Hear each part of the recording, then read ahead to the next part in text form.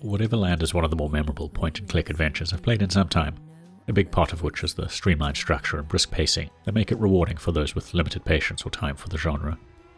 You play as Vincent, a seemingly unflappable thief with a deadpan disposition, who makes the mistake of trying to steal a necklace from what he thought was just an old lady. Turns out Beatrice is a centuries-old witch who warns him that his future choices will have consequences, before banishing him to the titular Whateverland. It's a bizarre and timeless prison in a parallel dimension, full of humans either banished for slighting Beatrice or seeking her aid to flee from their pasts. No one can die. Many are slowly changing into forms that represent their fears or vices. Some are making the best of it, others are falling into despair, and no one has ever escaped. After a brief tutorial sees Vincent assist an unhinged inventor, meet a pretentious raven poet, and free half-ghost companion Nick, he's free to explore Whateverland at his own pace. His quest, to find 7 fragments of a scroll that, once assembled, will allow him to summon Beatrice and hopefully negotiate his freedom.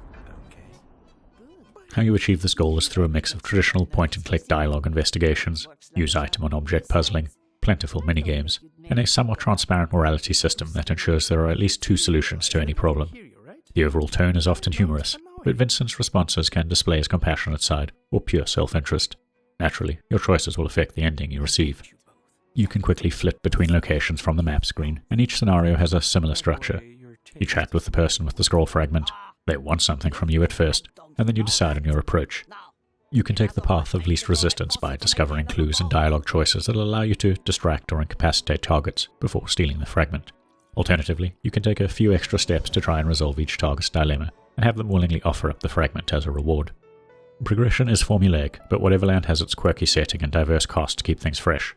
You'll encounter 2 sisters caught in an eternal squabble, a popular club owner who has never found true love, a despondent noble and his disgruntled manservant, a depressed teenager who needs to remember his past to move past it, and a 100-year-old geisha desperate for a decent bowl of ramen.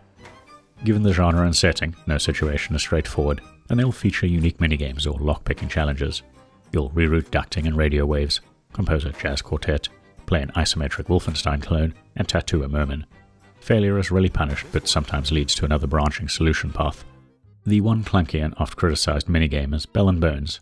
Think a turn-based, grid-based, football-netball hybrid. But aside from one inconsequential late-game match, you can now find simple collectibles to skip the rest entirely. On that note, Whateverland is designed to keep you moving forward. You'll need to travel between locations at times, but most only have 3 or 4 rooms, with anywhere from 1 to 3 significant characters. You can highlight hotspots and access tutorial panels anywhere. There's a journal that tracks your progress and even highlights alternate paths, while rare keys allow you to bypass the lockpicking minigame. My only real gameplay gripes were a few cluttered interaction icons, and some puzzles clearly designed around dragging and dropping with a mouse, rather than a thumbstick. Whateverland looks and plays great on the Nintendo Switch, with near-instant load times when jumping between locations to solve puzzles, or just tackle another if you're currently stumped. The visual style feels suitably indie, with exaggerated, angular comic book designs, striking use of color, and limited but expressive animations.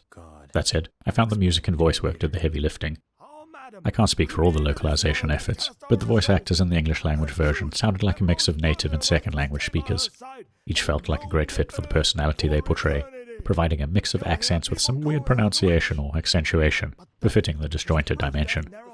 Vincent was a particular highlight, given the need for both selfish and selfless replies, and many observations or responses smartly reveal more about his past. Eddie the Raven Poet was another, providing increasingly ominous and foreshadowing poems each time you recover a scroll fragment. Overall, Whateverland is a solid addition to the indie point-and-click library on consoles, and I'd recommend it to anyone who likes the idea of point-and-click adventures, but doesn't get on with games that feature woefully opaque systems, convoluted puzzle solutions, and too much backtracking. For its 4-ish hour playtime, which you can double if you want to explore other puzzle solutions, it keeps you moving forward with streamlined mechanics, diverse minigames, and an eclectic cast. Now that said, I'd be remiss not to highlight some questionable writing in the finale that grossly oversimplifies the idea of people needing to help themselves where mental health issues like depression and addiction are concerned. I don't know if it reflects the developer's belief or if it was something that was lost in translation, but it felt at odds with the more thoughtful writing when you take the compassionate path. If you've got this far, please consider giving the video a like and maybe subscribing to our channel as it helps us grow.